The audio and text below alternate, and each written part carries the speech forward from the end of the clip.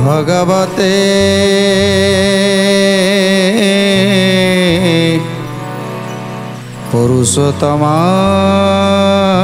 पुरुषोत्तमाय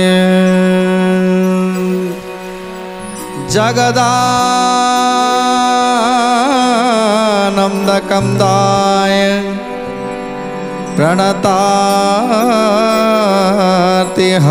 च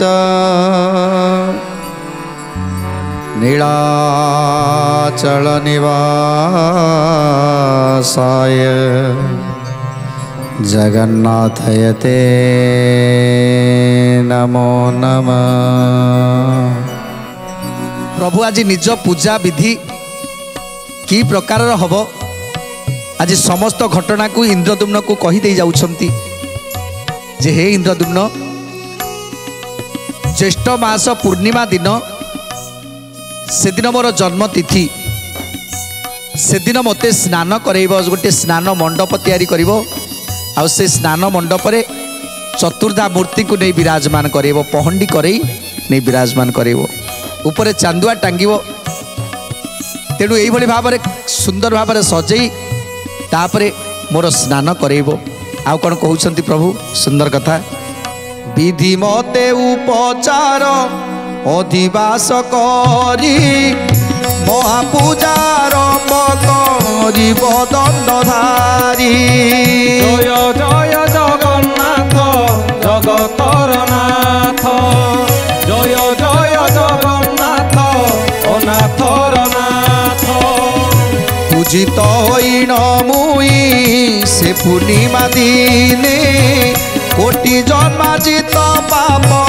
नासिबी बहने जय जय जगन्नाथ जगतर नाथ जय जय जगन्नाथ अनाथर नाथ सर्वतीर्थ सर्वयज्ञ सर्वदान फल से दिन जे देखे मोरे मिलई सकल जय जय जगन्नाथ जगतर नाथ जय जय जगन्नाथ अनाथर नाथ।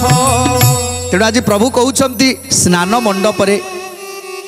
मंडप जी मते दर्शन करिवो कोटि जन्मर अर्जित पाप तार क्षय चली जीवो स्नान मंडप जी मोर स्नान को दर्शन करिवो सर्वतीर्थ सर्वयज्ञर फल पाइब सहस्रेक अश्वमेध जागर फल पाइब ये हूँ सत्य सत्य सत्य त्रिवार सत्यर वाणी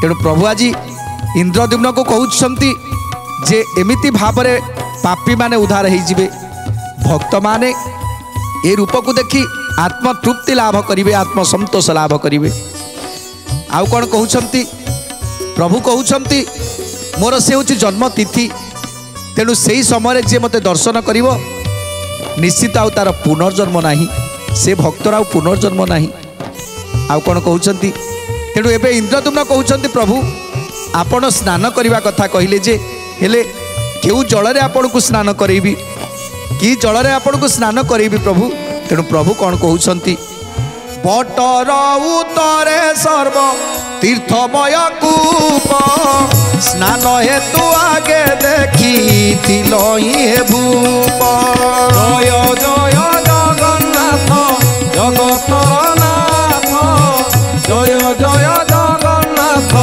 अनाथर नाथ पछमते हईली अब तार एही ताने से कूप बुद्धि होइछि बालुका पुराणी जय जय जगन्नाथ जगतर नाथ जय जय जगन्नाथ अनाथर नाथ। तेणु आज प्रभु कहउछंती हे राजा इंद्रद्युम्न जेतेबेले नीलमाधव रूप में मु अवस्थान करी सेतेबेले मो सहित गोटे कूप गोटे कूप खनन होता आउ से कूपर जल से कूपर जल देवता माने स्नान कर दियंती। से कूप आउ नाही बाली रे संपूर्ण पोती हो जाइछि। तेणु से कूपटी को बटर उत्तर भागे से कूपटी को उद्धार कर। से कूप को उद्धार करी से कूपरे थिबा जल रे मते स्नान करेबो।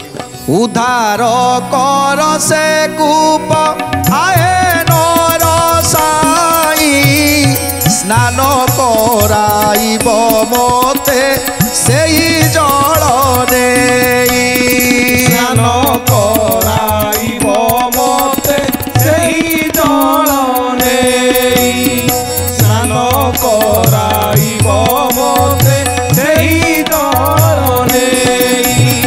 चतुर्दशी दिन कूप संस्कार करिब क्षेत्रपाल दिगपाल रक्षके पूजिब। जय जय जगन्नाथ जगतर नाथ। जय जय जगन्नाथ अनाथर नाथ। तेणु प्रभु कहउछंती हे राजा तमे से कूपटी को खनन कर आउ सेई कूपर जल मते स्नान करइब। प्रथमे चतुर्दशी दिन से कूप को संस्कार करिब। क्षेत्रपाल दिगपाल को पूजा करिब। 10 दिगपाल को पूजा करिब। क्षेत्रपाल को पूजा करिब। तापर कूप पूजा सरिवा परे सेई कूपर जल को आनी सेई कूपर जल को आनी स्नान करइब। घंटा घंटा बाजुथिब सुघंट काहाली शंख वाद्य करुथिब। सुवर्ण कुंभरे जल आज ब्राह्मण माने काढ़िबे। ज्येष्ठ पूर्णिमा रे अति प्रात अवसर रे सेतेबेले मोर स्नान करेब। चतुर्दशी दिन कूप संस्कार करिब क्षेत्रपाल दिगपाल रक्षके पूजिब। जय जय जगन्नाथ जगतर नाथ। जय जय जगन्नाथ अनाथर नाथ। सुघंटा काली शंख कराई बादन सुवर्ण कुंभरे जल काढ़िबे ब्राह्मण। सुवर्ण कुंभरे जल काढ़िबे ब्राह्मण।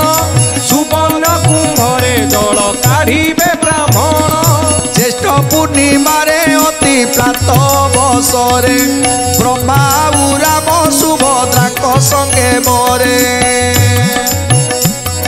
स्नान कराइब शुभे हरषित मने नाना उपचारे पूजा करिब विधाने। जय जय जगन्नाथ जगतर नाथ। जय जय जगन्नाथ अनाथर नाथ। तेणु प्रभु कहउछंती सेई कूपरु जल आनी राम सुभद्रा एवं मोर चतुर्धा मूर्ति उपरे जल लागी करइब स्नान करइब। आउ कौन कहउछंती प्रभु ज्येष्ठ पूर्णिमार प्रातः समय रे श्रीमंदिर रु पहंडी करी स्नान बेदी के आनिब।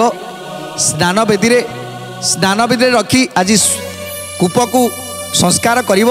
कूप संस्कार सरिबा परे क्षेत्रपाल दिगपाल को पूजा करी सारिबा परे तापरे ब्राह्मण माने स्वर्ण कुंभरे जल को आनिबे। आउ सेई जल रे चतुर्धा मूर्ति की स्नान करिब।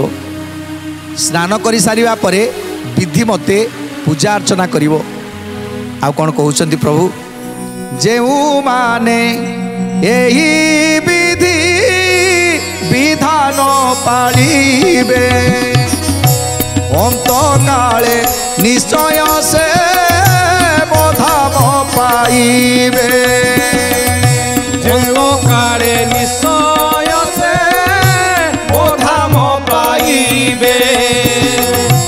अंत काले निश्चय से मोधाम पाइबे।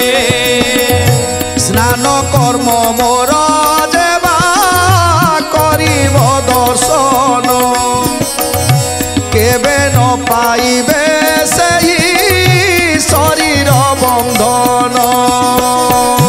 जय जय जगन्नाथ जगतर नाथ। जय जय जगन्नाथ अनाथर नाथ। ईशान भावरे बड़ मंच तियारिब जत्रे चंद्रा ତପଟାଣି ସଭା କରାଇବ। ଜୟ ଜୟ ଜଗନ୍ନାଥ ଜଗତର ନାଥ। ଜୟ ଜୟ ଜଗନ୍ନାଥ ଅନାଥର ନାଥ। ସ୍ନାନ ସମୟରେ ଯିଏ ଦର୍ଶନ କରିବ ଅନ୍ତକାଳେ ନିଶ୍ଚୟ ସେ ମୋ ଧାମକୁ ପାଇଯିବ। ଆଉ ସ୍ନାନ ସମୟରେ ଯିଏ ଦର୍ଶନ କରିବ ନାନା କଷ୍ଟରୁ ସେ ଉଦ୍ଧାର ହେବ। ତାର ଯେତେ ଦୁଃଖ ଅଛି ଏ ଦେହି ସଂସାରରେ ସେ ଯେତେ ଦୁଃଖ ପାଉଛି ସେ ଦୁଃଖ ତାର ନିଶ୍ଚୟ ଲାଘବ ହେବ। ଆଉ କ'ଣ କହୁଛନ୍ତି ପ୍ରଭୁ? ଈଶାନ କୋଣରେ ସ୍ନାନ ମଣ୍ଡପରେ ଚତୁର୍ଦ୍ଧାମୂର୍ତ୍ତି ବିରାଜମାନ କରିଥିବେ। ସେଠି ଉପରେ ଚନ୍ଦ୍ରାତପ ଟାଣିଥବ। ଅଗୁରୁ ଚନ୍ଦନର ଜଳ ସିଞ୍ଚନ କରିବ। ନାନା ବାଦ୍ୟ ନାଦ ଧ୍ୱନି ଯେମିତି ପ୍ରକମ୍ପିତ ହେଉଥିବ। ତେଣୁ ସେହି ସମୟରେ ମୋତେ ସ୍ନାନ କରିବ। ବେଦ ବିଧି ବିଧାନରେ ମୋତେ ସ୍ନାନ କରାଇବ। ନାନା ବାଦ୍ୟ ନାଦେ ହରି ଧ୍ୱନି ସହିତରେ ସ୍ନାନ କରାଇବ ମୋତେ ବେଦ ବିଧାନରେ। ସ୍ନାନ କରାଇବ ମୋତେ ବେଦ ବିଧାନରେ। ସ୍ନାନ କରାଇବ ମୋତେ ବେଦ ବିଧାନରେ। ଦକ୍ଷିଣ ମୁଖରେ ମୁହିଁ କରନ୍ତେ ଗମନ ସେହି କାଳେ ଯେଉଁ ମୋତେ କରିବେ ଦର୍ଶନ। ମନ ମତେ ଯେ କରିବେ ଯେଉଁ ଅଭିଳାଷ ଅନାୟାସେ ସେହି ଫଳ ପାଇବେ ଅବଶ୍ୟ। ଜୟ ଜୟ ଜଗନ୍ନାଥ ଜଗତର ନାଥ। ଜୟ ଜୟ ଜଗନ୍ନାଥ ନାଥର ନାଥ। ତେଣୁ ସ୍ନାନ ସରିଯିବ।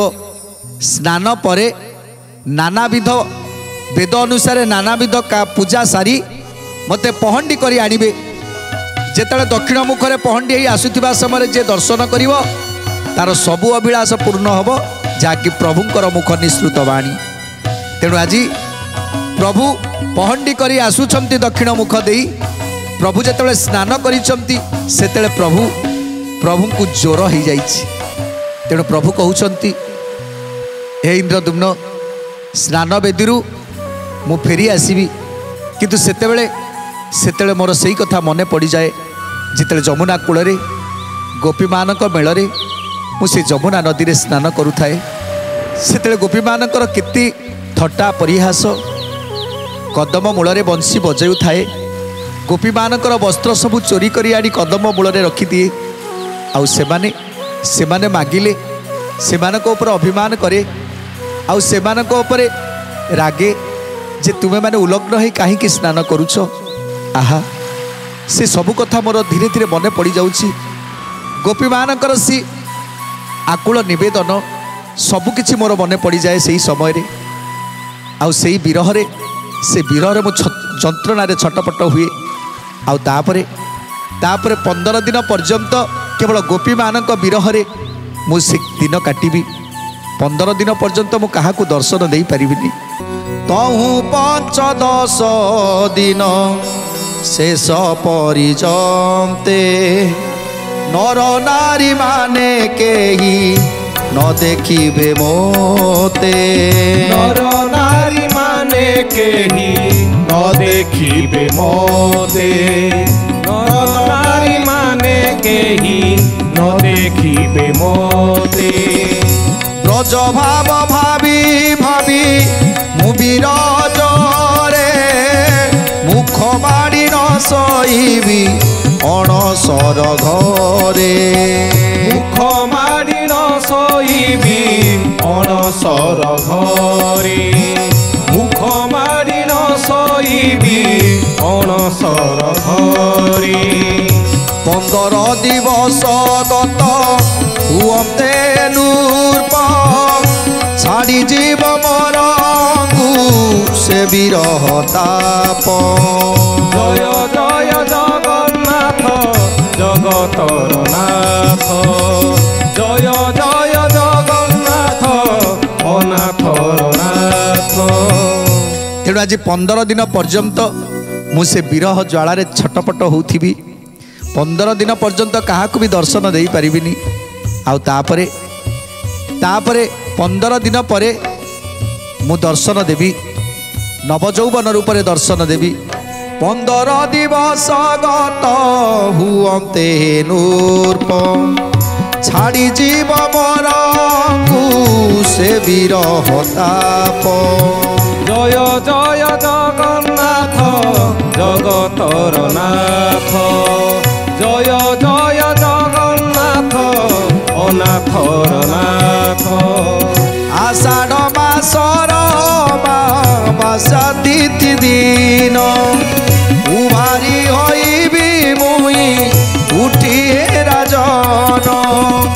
ଉଭା ଅମାବାସ୍ୟା ବୋଲି ଜାଣିବେ সকলে ଦେଖିବେ ମୋର ଚତୁର୍ଦ୍ଧା ମୂର୍ତ୍ତି ଚର୍ମଡୋଳେ।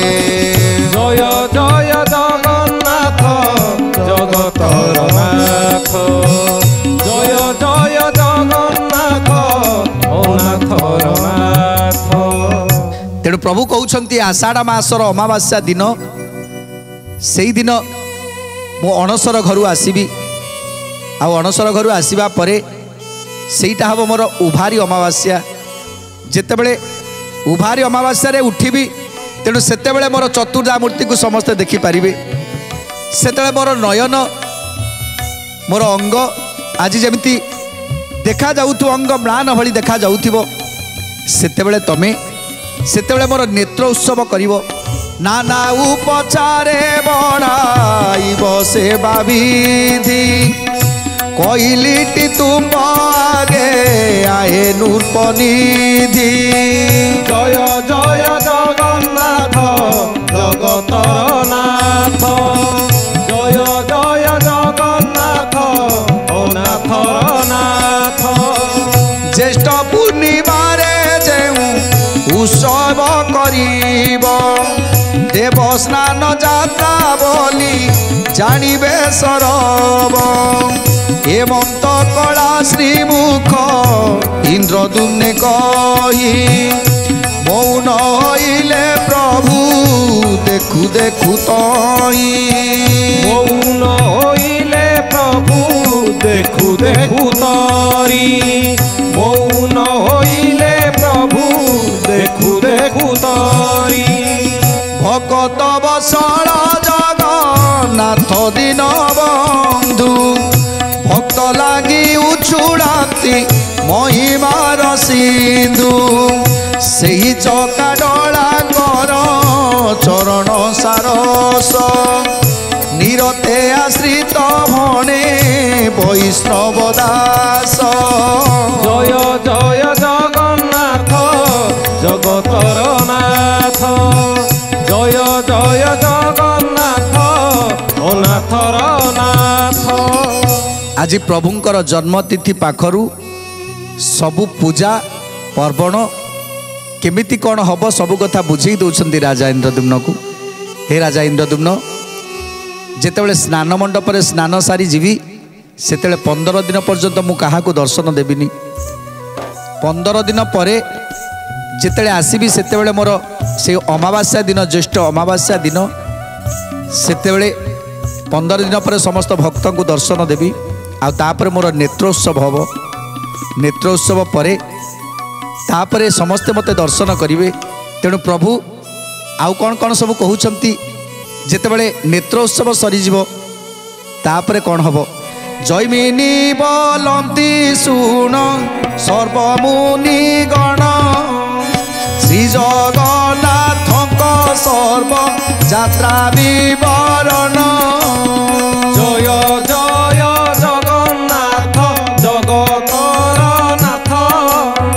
ଜୟ ଜୟ ଜଗନ୍ନାଥ ଅନାଥର ନାଥ। ଇନ୍ଦ୍ରଦ୍ୟୁମ୍ନ ଦୁର୍ମତି କି ପ୍ରଭୁ ଲକ୍ଷ୍ମୀପତି ସୁପ୍ରସନ୍ନ ହୋଇ ଆଜ୍ଞା ଦେଲେ ବହି ପ୍ରୀତି। ଜୟ ଜୟ ଜଗନ୍ନାଥ ଜଗତର ନାଥ। ଜୟ ଜୟ ଜଗନ୍ନାଥ ଅନାଥର ନାଥ। শ্রীহরি বইলে শুণ ভক্ত দণ্ডধারী প্রধান প্রধান যাত্রা অট যে মহরি। প্রধান প্রধান যাত্রা অট যে মোহরি। প্রধান প্রধান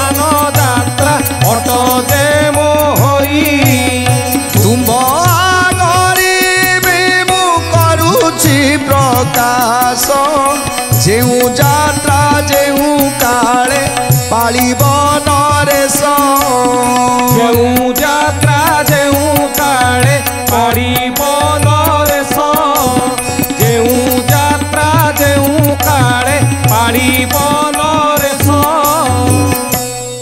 तेणु आज प्रभु कहउछंती हे इंद्रदुम्न एही भली भाबरे मोर स्नान मंडपर आनी अणसर घरे रखी नेत्र उत्सव कर सारिबा परे तापर इंद्रदुम्न पचारुछंती तापर प्रभु मु कौन करिवि तापर कौन करिवि। तेणु प्रभु कहउछंती एबे मोर गुंडीचा जात करिवो जो जन्म वेदीरु मु ए श्रीमंदिर को आसीछि सेमिति ए श्रीमंदिर रु दिने मु से जन्म वेदी की जीवी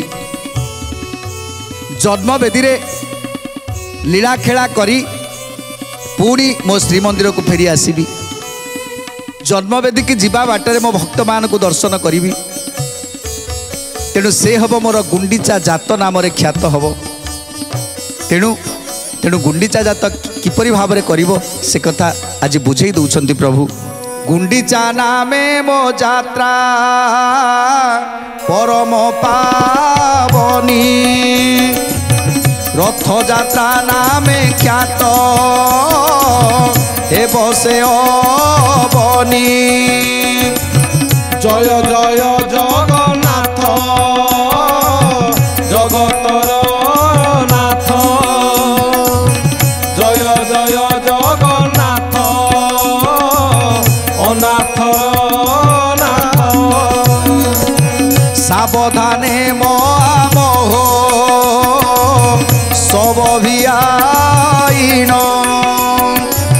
गुंडीचा जात्रा को भले परिबराजन